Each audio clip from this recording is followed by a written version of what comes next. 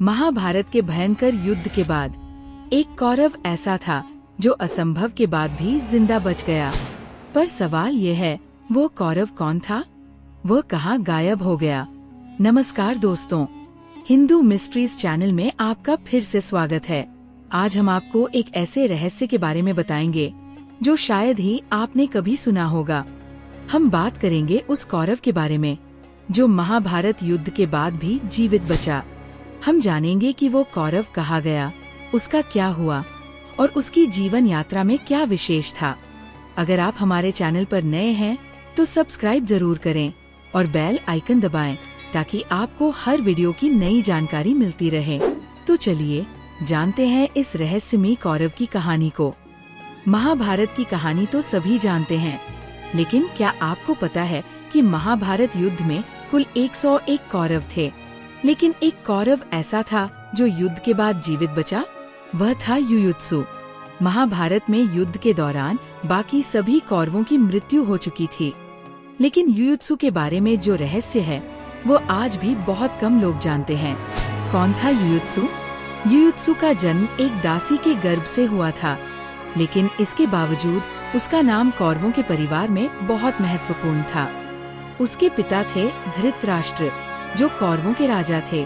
हालांकि उसकी माता गांधारी नहीं बल्कि एक दासी थी जिसका नाम शोपली था। युयुत्सु का नाम इसलिए रखा गया था क्योंकि वो जन्म से ही बेहद बलशाली था और उसका नाम युयुत्सु का मतलब होता है योद्धा। युयुत्सु का जन्म काफी संघर्षों में हुआ और उसने हमेशा अपने जीवन में समाज और परिवार की अपेक्षाओं से ऊपर उठकर खुद को साबित किया। महाभारत के युद्ध में युयुत्सु का एक महत्वपूर्ण स्थान था, लेकिन क्या आपको पता है कि उसने युद्ध के दौरान कौरवों का पक्ष छोड़कर पांडवों का साथ क्यों दिया? आइए जानते हैं इसके पीछे की कहानी। महाभारत के युद्ध के दौरान युयुत्सु का दिल हमेशा धर्म की तरफ झुका था।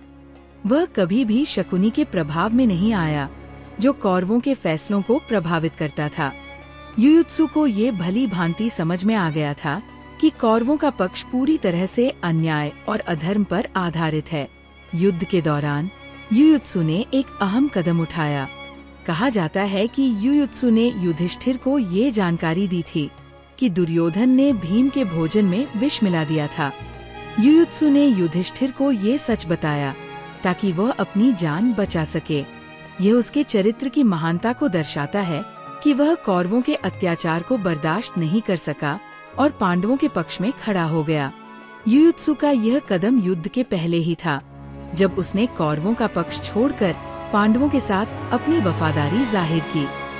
यही वजह थी कि उसने कभी भी कौरवों के अधर्म में भाग नहीं लिया और धर्म की राह पर चलता रहा। महाभारत युद्ध के बाद जब कौरवों की पत्नियां और महिलाएं अपने पतियों की मृत्यु पर विलाप कर रही थी, तब युयुत्सु ने अपनी धर्मनिष्ठता का एक और उदाहरण पेश किया।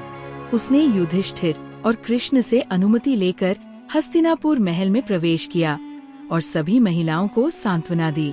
ये दिखाता है कि युयुत्सु ने केवल युद्ध ही नहीं बल्कि युद्ध के बाद भी अपने कर्तव्यों को पूरी ईमानदारी से निभाया। जब गांधारी और धृतराष्ट्र का निधन हुआ तो युयुत्सु ने उनका अंतिम संस्कार किया और पूरी श्रद्धा और सम्मान के साथ उनका ध्यान रखा। महाभारत के युद्ध में कौरवों और पांडवों के बीच संघर्ष था, लेकिन युयुत्सु ने कभी भी इन झगड़ों में खुद को शामिल नहीं किया। वह हमेशा धर्म के रास्ते पर चला और यही कारण था कि युयुत्सु को सम्मान और प्रतिष्ठा मिली। जब युधिष्ठिर ने हस्तिनापुर की गद्दी संभाली तो उन्होंने युयुत्सु को अपने मंत्री के रूप में नियुक्त किया। युयुत्सु ने 36 वर्षों तक युधिष्ठिर के साथ शासन किया और हमेशा न्याय, सत्य और धर्म का पालन किया। ये साबित करता है कि युयुत्सु केवल एक योद्धा नहीं बल्कि एक कुशल राजनीतिज्ञ और संगठक भी था।